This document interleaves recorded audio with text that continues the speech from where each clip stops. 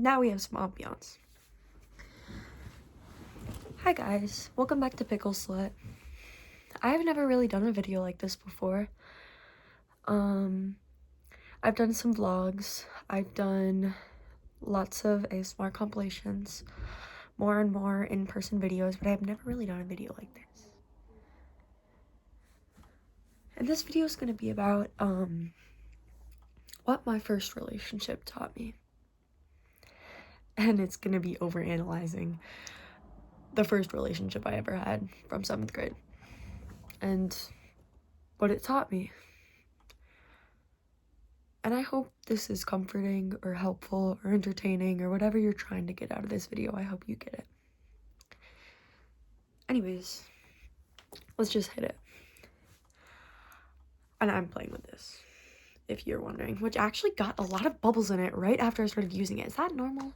Or is mine just fucked up?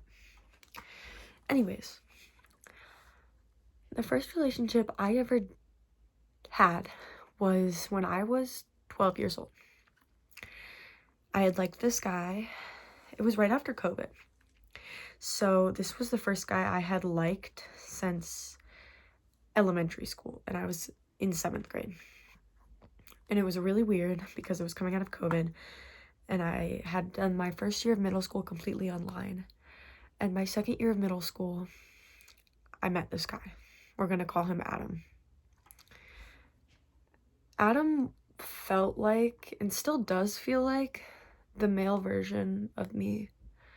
We played the same instrument, we did the same sports, we just have a very similar outlook on life and the way that we behave and treat people. So I gravitated towards Adam. And I had classes with him, and it was great, and we were friends. And then there was a whole bunch of drama and how I got to start dating him and how he liked another girl and everything like that. And I did something I was not proud of. And I guess that's where we'll start. In order to date Adam, I became a very close friend to him previously, but specifically when he was with this 8th grader. And when he was with her, I got really close to him, and when he was airing out his grievances to me, I really just was like, damn, you should break up with her. And when he said, I texted me that one day, one glorious day, and said, I think I'm gonna break up with her, I was like, I'm so sorry, Adam, I'll always be here for you. And that got me, obviously, everybody knew that I was the one that was like kind of masterminding it, everybody except for Adam. So a whole bunch of girls in the 8th grade hated my 7th grade self, and I was like, oh my god, I didn't do anything, people just hate me so much. So I guess my first lesson really was, and this did not track until this year. I continued behaving not like a girl's girl all the way up to the start of this year, sophomore year. Really just hurting another girl over a boy's attention is never going to be justified. It's never going to be worth it. It's never going to work out in the long run. If you have to hurt somebody to get what you want, that is not the right thing to you. Because if it was the thing that was supposed to be for you, the universe wouldn't put you on the path that you had to hurt somebody to get it. You know what I mean? Tonight we're drinking a mojito, non-alcoholic, cannabis-infused beverage. It's really yummy. It was better cold last night, but it's been sitting out and it's the only thing I have in my room. And I feel like we could all use some chill. Anyways, me and Adam then proceeded to get together for about 3 weeks. And the reason we broke up, I asked him to date me, and he said yes. And the reason we broke up was because my best friend and my other best friend. So we kind of had like this square friend group. We can use my cube. It was me, my best friend, my other best friend, and Adam. And these two were dating. Girl, boy. We were best friends, and I was dating him, and he was best friends with this one. And these two hated each other.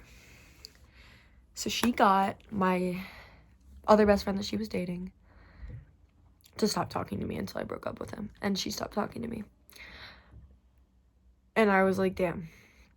I have to choose between my best friend and my boyfriend, or the only friends I have. So, obviously, I didn't want to be friendless, so I broke up with him. Don't.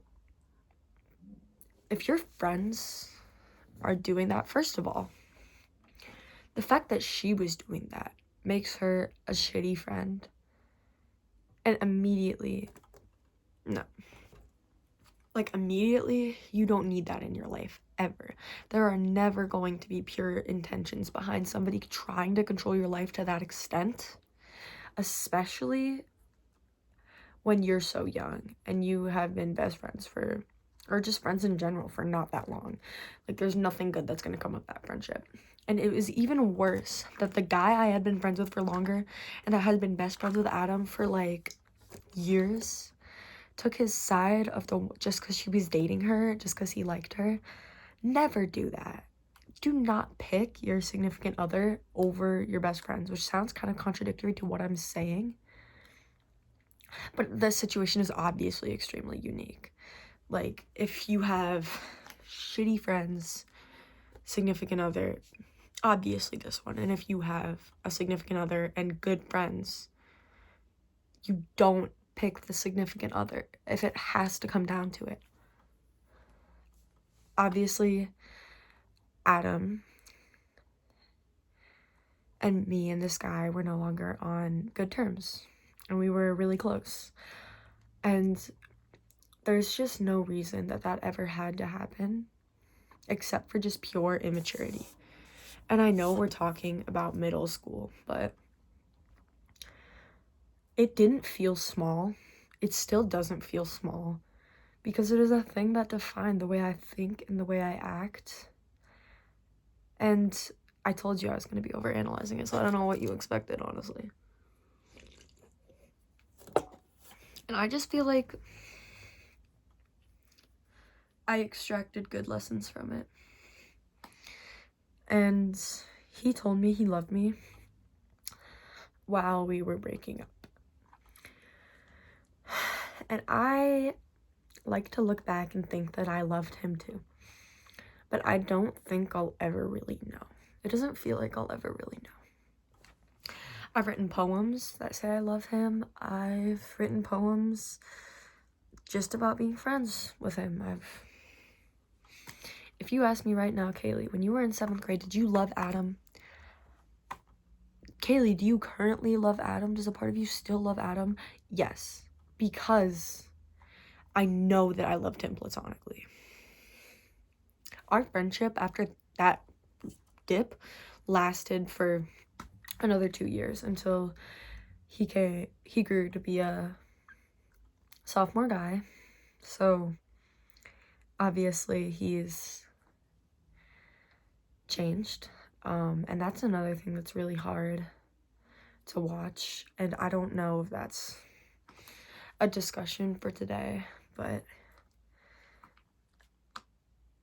yeah, that's what I learned from my first relationship. And let me know if you want more of these types of videos.